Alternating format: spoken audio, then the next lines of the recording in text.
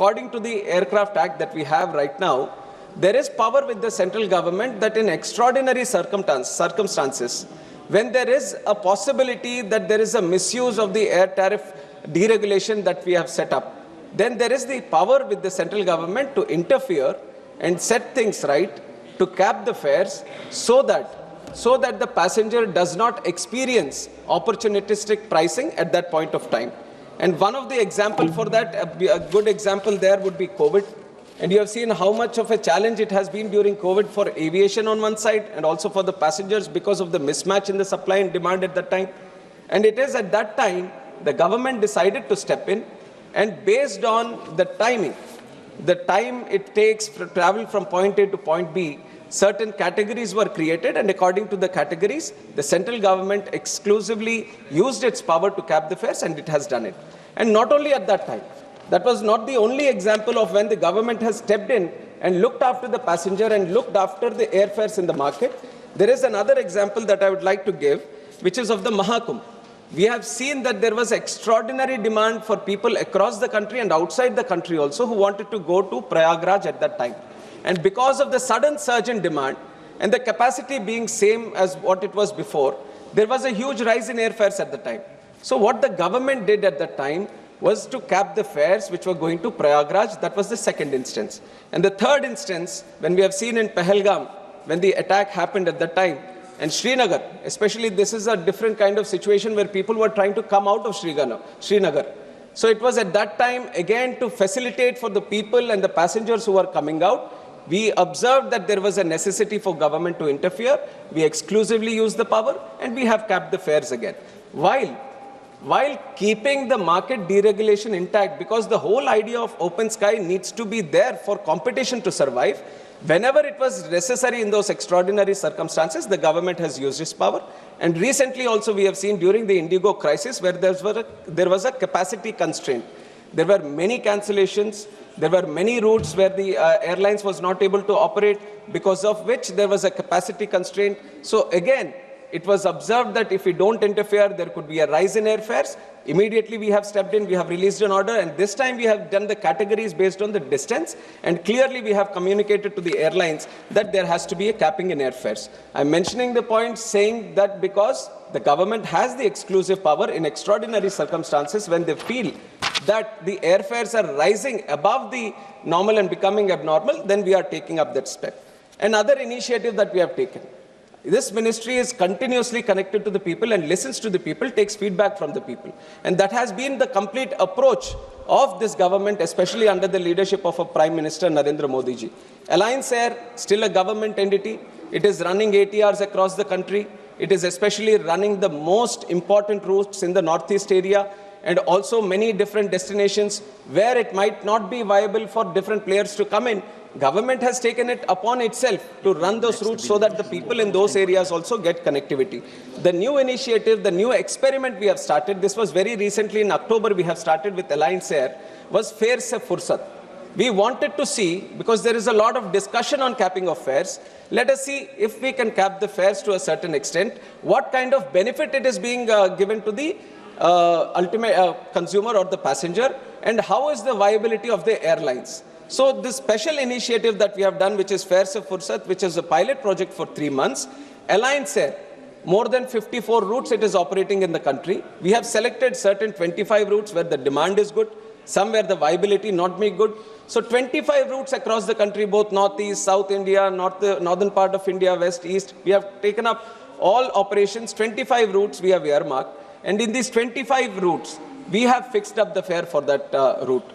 And now, in these 3 months, it is still ongoing until December 31st, this Fares-Se-Fursat scheme is going on. And we want to observe.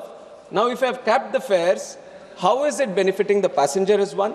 Because there are many other things which are involved. This is a not single-way solution that you are observing that the fares are up and you cap the fares or you make them limited to a certain extent, and the ultimate benefit is going to the passenger, because it is not just that one travel for that passenger. There is a sector here. There is the viability of the airlines. There is an airport that is operating. There are multiple levels in civil aviation for the passenger to go from point A to come out at point B. There are multiple different sectors which are continuously like a symphony working in tandem so that the passenger can go from one place to other. And it is important for us to ensure this whole tandem, the whole connectivity that is there in between, everything is viable in its operations. So that is why the Fares-Se-Fursat scheme is there. Government is very closely observing how the feedback on this, especially this scheme, and how the passengers are responding to it.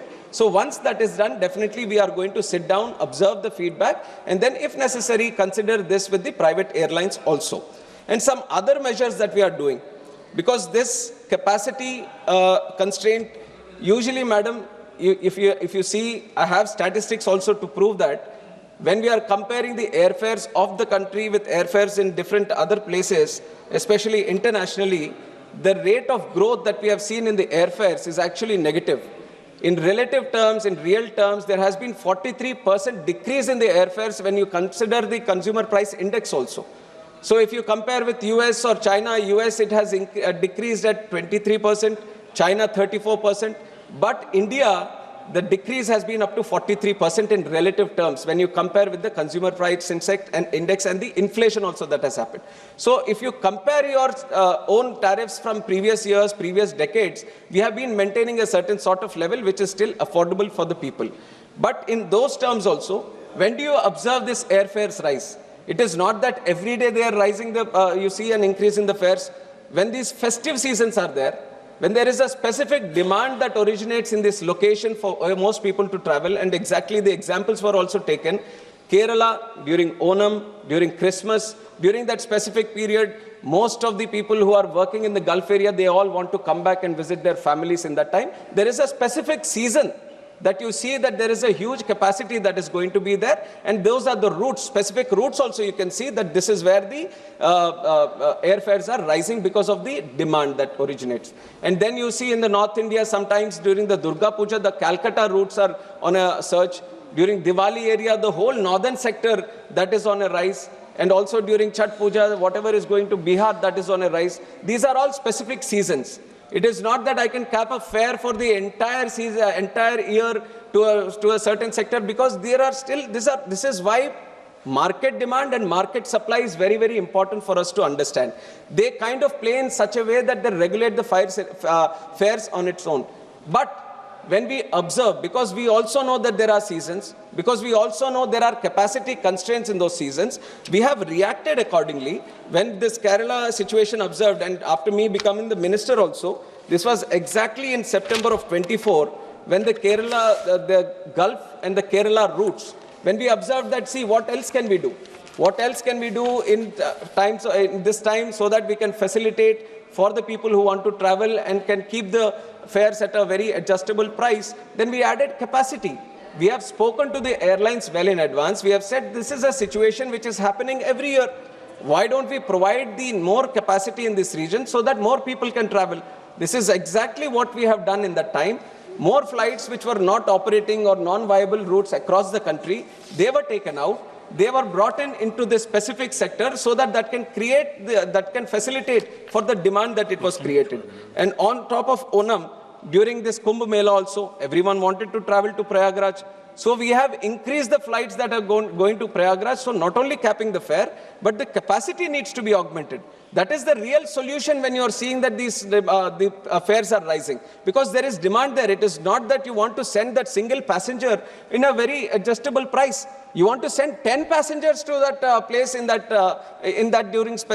that specific time. So capacity augmentation is something which is very much required, and we have done that. Kerala during the Onam, and Diwali during Diwali also we have done recently in October 25, Prayagraj Kumbh Mela in Jan 25. So we have worked out this solution when we speak with the airlines before and consider the festive season and increase the capacity.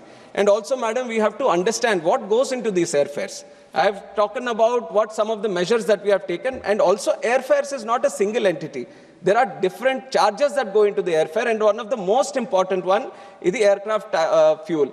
ATF goes up to 40%, 40 to 45% of the ticket price that you pay is because of the ATF.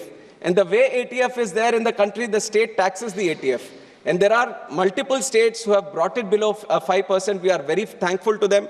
There are 26 states and union territories which have brought it down because they understand that even if you lose a small revenue in this taxation for the ATF, the kind of economic growth that it creates, the kind of growth aviation network creates for other industries is very, very important. And it is with that idea that it was being done.